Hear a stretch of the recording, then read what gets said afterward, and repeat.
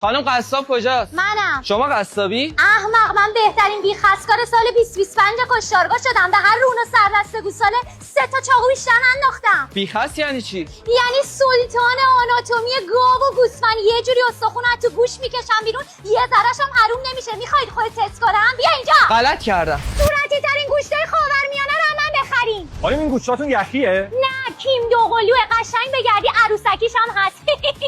ببخشید شوخی کردم. بله، یخی برزیلیه. از کجا معلوم برزیلیه؟ یه دست فوتبال باش بزن ببین چه دریبلی میکنه. من بازرس دامپزشکی ام. الان پلمپت میکنم تا دیگه خوشمزه بازی در نیاری. آقا این قصابی فقط شبا میره قاچاق کشی. رو گوشتاشم جای مهر دکتر نیست. تازه گوشتاشم با سواری میان خالی میکنن، نه نیسان یخچال داشت. چی؟ بیخود میکنه؟ برو دهنشو سرویس کن برو. گوشتای ما بود ذوق نمیده، بود پاستیل میده. عزیزم من گوشت چرخ کرده خوب میخوام، مهمون دارم. چی و با چی بسام ترکیب کنی بهتر میشه؟ بستگی داره مهمونت کی باشه. اگه خانواده خودت میخوام بیان 80% مغزرون گوساله، 20% سردست گوسفندی. خانواده شوهرم میخوان بیان. پس 20% قلبگاه گوساله ماده، 80% هم سنگدون مرغ. خونابه هم برات میریزم که قشنگ سرخ بشه. خودت نخوری یا بگو رژیما. ما گوشت ارزون نداریم که گدابازی در نیاریم. به به، داداش برنامه کنم. باز پنجشنبه شد سر و کلت پیدا شد داره.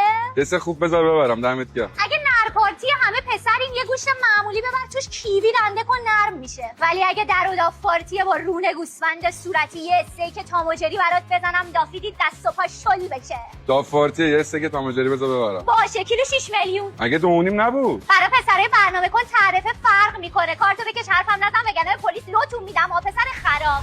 آلایش با آرایش مگول موجوده. بیا کله پاچه جینگول ببر. کارت به جایی رسیده که واسه من گوشت مادگان میاری مرتی که پاپیون. باور کن نره. الان که فکرشو میکنم تو واسه کشتارگاه رفتن زیادی تمیزی. با همین خط خطت